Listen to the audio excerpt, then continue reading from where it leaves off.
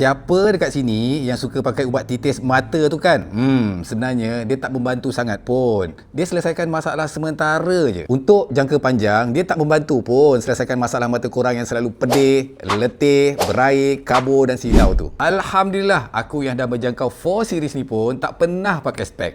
Pakai spek hitam je, boleh kan? Namun, selalu berjam-jam depan PC, depan handphone, dari universiti sampailah sekarang. Tapi mata aku masih terang dan nampak. Cuma kadang-kadang tu silau dan letih je lah. Drive malam-malam tu kadang-kadang tak nampak. Lepas tu cepat letih. Kalau korang nak tahu, sejak aku amalkan Blueberry Lutein ni, silau, mata letih dan pedih aku tu dah tak ada. Mata kita ni, dia takkan produce lutein sendiri. Telur kuning ada lutein. Tapi berapa biji pula kita nak telan untuk dapatkan 10 mg lutein macam dalam ni. Satu lagi, bila kita selalu tengok handphone, dia akan pancarkan blue light. Bila blue light ni kena mata, oxidation akan berlaku dan radikal bebas akan start keluar. Makanya bila radikal bebas ni dia start keluar, dia cepatkan proses penuaan pada sel mata kita. Bila kita ambil lutein, dia akan bantu protect mata kita, block blue light, block UV light daripada masuk mata kita. Kalau korang tak nak mata jadi rabun, jadi silau, kena start makan lutein. Jangan main-main, okey? Kalau korang nak try combo jimat ni, tekan link kat bawah.